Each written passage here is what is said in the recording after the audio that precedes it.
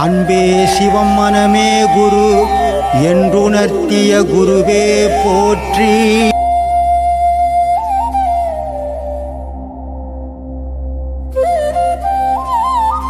புதுசாக பார்க்குறவங்களுக்கு அவங்களுக்கு இது விடையாக கிடைக்கும்ன்றதுக்காக நான் இந்த பொதுவான கேள்விகள் எடுத்துகிட்டு வந்திருக்கேன். ஆன்மீகத்தில் ஆன்மீகத்தில் நிறைய பேருக்கு ஈடுபாடே வரமாட்டேங்க ஐயா, அது என்ன காரணமாக இருக்கும்? ஆசை, உலக ஆசை, தெய்வ ஆசை இல்லை, உலக ஆசைக்குது, பண ஆசைக்குது, பொருள் ஆசைக்குது, அதனால ஆன்மீக ஆசை இல்லை. சொல்லுங்க. சுய விசாரணை இருந்தால் அதன் மூலமா கடவுளோட ஸ்வரூப தரிசனம் நமக்கு கிடைக்கும். ஆனால் சுய விசாரணை அவன் பண்ணுறதில்லை, உலக விசாரணை தான் பண்ணுறான். உலக விசாரணை பண்ணும்போது தன்னை பற்றி அவனுக்கு தெரியாமல் போயிடுது. இன்றைக்கி பெருவாரி ஜனங்கள் உலக விசாரணை பண்ணுறான். அங்கே என்ன நடந்தது, இங்கே என்ன நடந்தது, அது என்ன செய்யணும், இது என்ன செய்கிறான்னு தவிர நான் யார், நான் எதுக்கு வந்தேன், என்ன பண்ணணுன்றதை இவன் யோசிக்கதே இல்லை. அப்போ சுய விசாரணை பண்ணால் தெய்வ விசாரணை தெரியும். ஆனால் இவன் உலக விசாரணை பண்ணும்போது தான் விசாரணையே தெரியாமல் போயிடுறான்.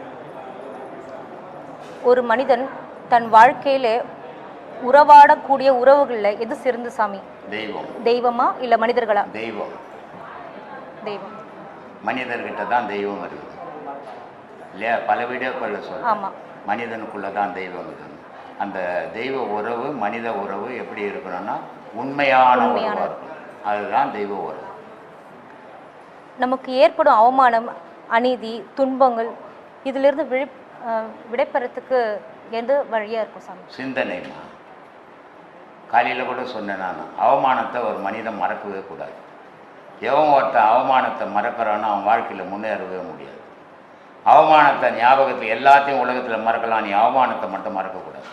அவமானம் ஏன் வந்தது, எதுக்காக வந்தது, நம்ம பலவீனம் என்ன, அப்போ நம்ம பலமே என்ன, நம்ம எதை நோக்கி பயணம் பண்ணணும் அப்படின்ற அந்த அவமானம் ஞாபகம் வர வர வர வர அவன் வாழ்க்கையில் முன்னேற்றம் வரும். அவமானத்தை எப்போ மறக்கிறானோ அடிக்கடி அவமானம் ஏற்படுமே தவிர வாழ்க்கையில் முன்னேற்றம் ஏற்படாது. ஆனால் சில பேர் அவங்கள ரொம்ப இன்னும் கஷ்டப்படுத்திட்டே தானே சாமி இருக்கிறாங்க. அவங்க கஷ்டப்படுத்துவாங்க, நீ ஏன் அவங்ககிட்ட போய் சிக்கிற? அது உன் செயல் தானே. நம்ம எப்போ அதுக்கு தான் சொல்லிக்கிறாங்க ஆதியில், துஷ்டனை கண்டா ஒரு அடி தூரம் போனிட்டு. அவங்க அசிங்கப்படுத்துகிறாங்கன்னு தெரியுது. அப்போ நீ அவங்கள விட்டு விலகி அவங்கள அசிங்கப்படுத்துகிற கூட ஆகிடணும், அவங்கள அசிங்கப்படுத்தணுன்ற நினைவை நீ வளர்த்துக்க கூடாது. அவங்க கிட்ட இருந்து அசிங்கப்படாமல் வாழணும். அது எப்படி? இந்த மாதிரி அசிங்கப்படுத்தினாங்களே, அவமானப்படுத்தினாங்களே அப்படின்றத சிந்திச்சு சிந்திச்சு நீ அவங்களோட உயரும் போது அவங்க அசிங்கப்படுத்துறதை நிறுத்திடுவாங்க. ஏன்னா ஒரு மனிதன் யாரை போய் அசிங்கப்படுத்துகிறான்? உயர்ந்தவனை அசிங்கப்படுத்த முடியுமா? அவனை விட தாழ்ந்தவனை தான் அசிங்கப்படுத்துவான். அப்போது தாழ்ந்தவன் அசிங்கப்படும் போது அந்த அசிங்கப்படுத்தவனை விட இவன் உயரும் போது அவன் அசிங்கப்படுத்துறவன் நின்றுடுவான். அதனால தான் சொல்கிறது, அவமானம் ஞாபகத்திலேயே வச்சுக்கோ, அவமானத்தை ஒவ்வொரு இடத்துலையும் நிறுத்திப்பார், அவமானத்தை ஒவ்வொரு இடத்துலையும் சிந்திச்சுப்பார். அந்த அவமானம் எதனால் நடந்தது, நீ அவனை விட தாழ்ந்திருக்கதால் அவமானம் வந்து நீ அவனோட உயர முயற்சி பண்ணு. அந்த முயற்சி உன்னை வெற்றி அடைய வைக்கும், அவமானத்திலிருந்து வெளியேற்றணும் வரும்னு சொல்கிறது. அப்போ அப்படி இருக்கவங்க நம்ம விலகி இருக்கிறது நமக்கு நல்லது. நீ திரும்பி திரும்பி அவங்களாண்டி போய் ஒரு நாய் வெறி பிடிச்ச நாய் கடிக்க போகுது, அதுக்கிட்ட கல்லை தடிச்சு தொத்திட்டு தூரம் வந்துடணுமே தவிர அதுக்கிட்ட உறவாடினா திருப்பி திருப்பி கட்சிக்கின்னு தான் இருக்கும். அந்த மாதிரி அவமானப்படுத்துறவங்க கூட நீ உறவு வச்சுக்க கூடாது. அது யாராவன்னா இருக்கட்டும், விலகி நிற்கிறது தான் உனக்கு நல்லது. ஐயா, நீங்கள் ஒரு வீடியோவில் கூட சொல்லியிருக்கீங்க, ஒரு பாம்பு கதை சொல்லியிருக்கீங்க, அது உன்னை கடிக்க உன்னை காப்பாற்றுறதுக்காக நீ சீரெல்லாம் சொல்லியிருக்கீங்க. ஆமாம், சரிங்களா? அப்படி இருக்கும்போது ஒரு சூழ்நிலை நமக்கு தற்காப்புக்காக நம்ம சீறது தப்பு. சீறது தப்பு இல்லை, ஆனால் அதை அடிக்கிறது தப்பு. நீ ஒன்றுத்துக்கும் உதவாத நீ படுத்துக்கின்னு சீராமல் படுத்துக்கினா நீ உதவாத பொருள் உன் மேலே கழுத்துக்கு போட்டுருவாங்க. அதனால நீ சீரித்தான் ஆகணும். சீர்னா தான் உன்னை நீ காப்பாற்றிக்க முடியும். அதனால சீர்றது தப்பு இல்லை, ஆனால் அடுத்தவங்களை கடிக்கிறது தப்பு. அதே நேரத்தில் அடுத்தவங்க நீ உன் மேலே கல் போடுற மாதிரி நீ சும்மா இருக்கிறதும் தப்பு. ஐயா, இளமையிலே ஆன்மீகம் தேடல் சரிதான், ஆனால் அது கூட சில பேர் வராமல் இருக்கு. வர முடியாதும்மா. ஏன்னா தாய் தகப்பனே ஆன்மீகத்தில் போவா அனுமதிக்கிறது இல்லை பிள்ளைங்களை. என் பிள்ளை இன்ஜினியர் ஆகணும், வக்கீல் ஆகணும், ஜட்ஜி ஆகணும், மந்திரி ஆகணும் தானே வளர்க்குறாங்க. ஆன்மீகவாதி ஆகணும்னு எந்த தாய் தகப்பனாவது வளர்க்குறாங்களா? அப்படியே தப்பி தவறி அந்த பிள்ளைங்க வந்தாலும் அந்த தாய் தகப்பன் விடுறதில்லை. என்கிட்ட ஒரு பையன் வந்தான், சினிமா டைரக்டர், அவன் திருமங்கலத்துலேருந்து வந்தான்.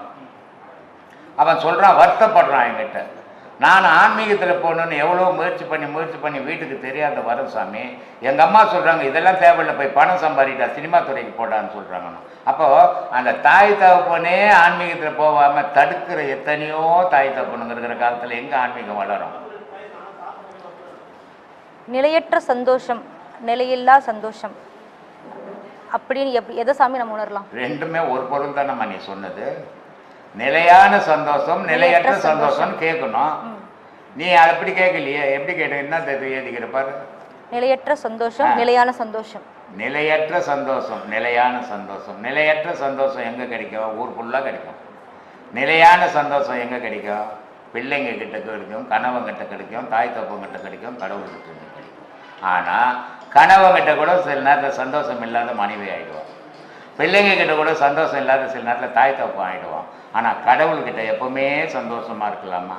அதுதான் நிலையான சந்தோஷம் உலகத்திலே. ஆன்மீகத்தில் இருப்பவர்கள் குடும்பத்தை பற்றி கவலையில் இருந்து எப்படி நம்ம கடவுளே இருந்தானாக்கா நம்ம குடும்பத்தை விட்டுடுவோமோ அப்படின்ற ஒரு சிந்தனை. ஏன் உனக்கு அந்த சந்தேகம்? எவனாலுமே முடியாதுமா அது. சில பேர் இப்பெல்லாம் என்ன நினச்சின்னு இருக்கிறாங்கன்னா, இந்த ஆன்மீகத்துக்குள்ளே போனால் அவருக்கு குடும்பத்தை விட்டுடுவார், காட்டுக்கு போடுவார், அவர் சாமியார் ஆகிடுவார் அப்படின்லாம் நினச்சின்னு இருக்கிறாங்க. இதெல்லாம் நடக்காத காரியம், இதெல்லாம் சும்மா கற்பனை. ஏன்னு சொல்கிறேன்னா, நீ வீட்டை விட்டு வெளியேறணும்னு உன் விதி இருந்துச்சுன்னு சொன்னால் ஆன்மீகம்ன்ற ஒரு விஷயமே தேவை கிடையாது, தானாகவே வீட்டை விட்டு ஓடிடுவேன். அதனால் ஆன்மீகம் அதுக்கு ஒரு தடையே கிடையாது. ஆன்மீகத்தில் இருந்து இல்லறத்தில் இருந்துக்கினே துறவரத்தை நாடணும்.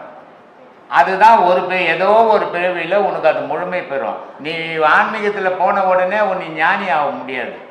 அதெல்லாம் ஒரு கற்பனையில் ஒன்றா ஆகலாம், நிஜத்தில் வர முடியாது.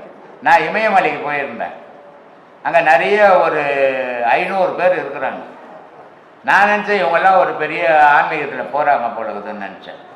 அப்புறம் கேட்டேன் நான் அங்கே சிலரை, இந்த மாதிரி இருக்கிறீங்களே, ஆன்மீகத்தில் ஏதாவது பயணங்கள் உண்டா அப்படின்னு கேட்டதுக்கு அவங்க சொன்னாங்க, அதெல்லாம் இங்கே ஒன்றும் கிடையாதுங்க, கடை வாங்கி கொண்டுட்டு பயந்துக்கு நீங்கள் ஓடியான்ட்டோம், குடும்பத்தை காப்பாற்ற முடியாத பயந்துக்கு நீங்கள் வந்துட்டோம், இங்கே வந்து டைரக்டர் செத்துட்டாரு, டைரக்ட் நடிகர் அவங்க அம்மா செத்து போயிட்டாங்க, அவங்களுக்கு பிறந்த நாளுன்னு சோறு வருது வண்டியில், நாங்கள் வாங்கி சாப்பிட்டு நிம்மதியாகிறோம், டூரிஸ்ட் வராங்க, அவங்க 5-10 கூட செலவு வச்சுக்கிறோன்றோம். அந்த மாதிரி தான் ஓடுவாங்களே தவிர இறைவனை தேடி எவனாலையும் ஓட முடியாது. அது வந்து சும்மா ஒரு கற்பனை கதை.